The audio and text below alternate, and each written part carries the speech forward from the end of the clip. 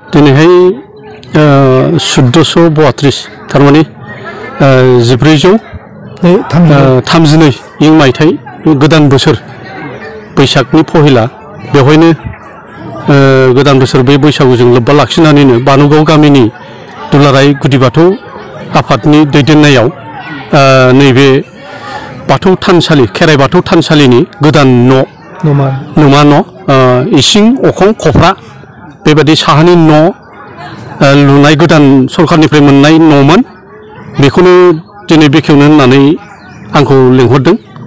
आं दिनै बे बानुगाव गामिनि दुलाराय गुदि बाथौ आफादनि जे खावलायनाय बादियै फैनानै बेखेवनो मोनफैनानै खोब गोजोननाय मोनदों। परिबेसा मोजां आं नुफैदों।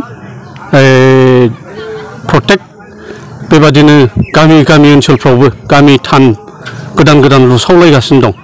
जों दुलाराय गुदि बाथौ आफाद हिसाबै जोंबो नेतृत्व होबोगासिनो दं।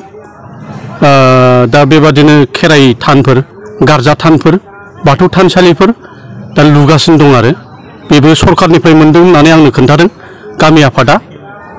मोजाङानो जादों मथेते। बेखौनो बुंनांगोन जे आगोलनि जे परिबेसमोन बाथौ सिबियारिफोर ओमफ्राय दानि जे परिबेस बाथौ सिबियारिफोर रायजो राजा खोब आकाश पाताल डिफारेन्स माने डिफारेन्सा गाज्रिनि डिफारेन्स नङा माने दिनै आफाद हिसाबै जे दुलाराय गुदि बाथौ आफादनि नेतृत्वआव जे माखासे फोसाबजानाय फैबाय बियो फोरमाना बेनो गाननाय जोमनाय थानाय जानाय फुजानि परिस्थिति परिबेस बेफोर गासिबो फोसाबजानाय हिसाबै मोजां खान्थिजोंनो जों खेराइ फुजा होनानै लानो हायो मोजां खान्थिजोंनो गारजा फुजा होनानै लानो हायो।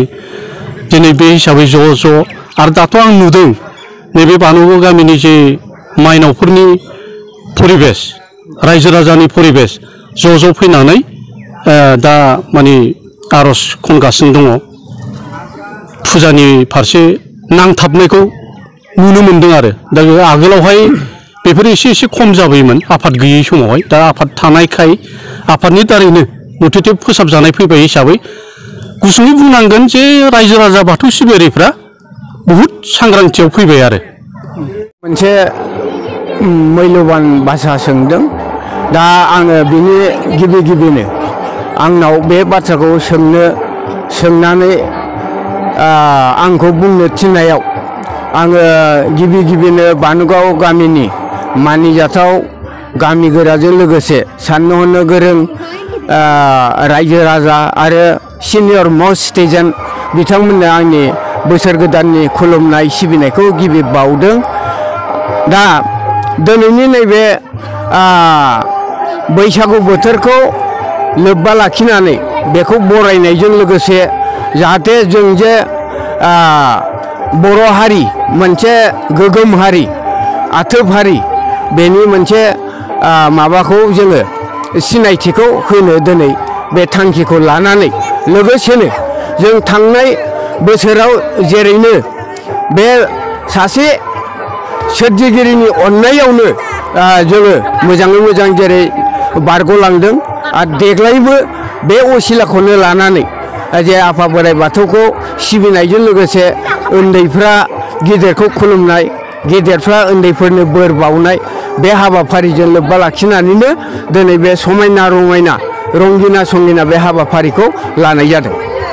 बाथौआ दुलुर थारमाने दा गोबां रोखोमनि बाथौ दुमनाय नुयो नाथायब्ला जोङो परम्परा गोदो गोदायनिफ्राय मोननायब्ला बेवहाय गासै 16 जरा खुन्थिया थायो आरो बेखौ गासै मोनबा बान्दोजों मेरायथाम दुमनाय जायो। बेखौ खांग्रां खुग्लुब दुमनाय जायो।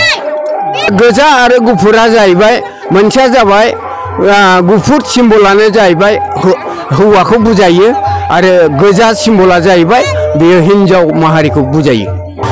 आङो सासे जानागुरु जानानै नैबेखौनो खावलायनो लुगैयो जे जों गिबि समाव जेला जोंनाव फोसाबनाय गैयामोन बे समाव जोङो जेरै मेरै फुजिदोंमोनब्लाबो दा जाहाथे फारि लानानै डिसिप्लिन लानानै जाहाथे साफ्रोमबो गावबागाव सा सानजा खनायाव थानाय बाथौखौ फोसाबनानै साबना हामनायै खुलुमबाय थायो आं बेखौनो लुगैयो दा माने मडार्न लाइफजों खाब जानानै जाहाथे बयबो बेबादि हाबाफारिजों आवगायबोयो आं बेखौ लुगैयो। गोजोननाय थाबाय नोंथांनि चेनेलनि गेजेरजों जोंनि बे न' लुफुंनायनि सोमोन्दै सोंनायनि थाखाय। नोंगौ जोङो बे न'खौ बाथौ धोरोमारि हिसाबै गोबां समनिफ्रायनो लुबैबाय थादोंमोन नाथाय खाफाल मोजां सरकारा जोंनो आलारि सोरां हिसाबै 2 लाख रां हरदों आरो बेजोंनो बे न'आ जाफुंसारनाय नङा हिसाबै जोङो रायजोनि जा एसे फान्ड दङ बेखौनो होदेरनानै बे साहानि न'मा न'खौ लुफुंनानै लानो हानाय जादों।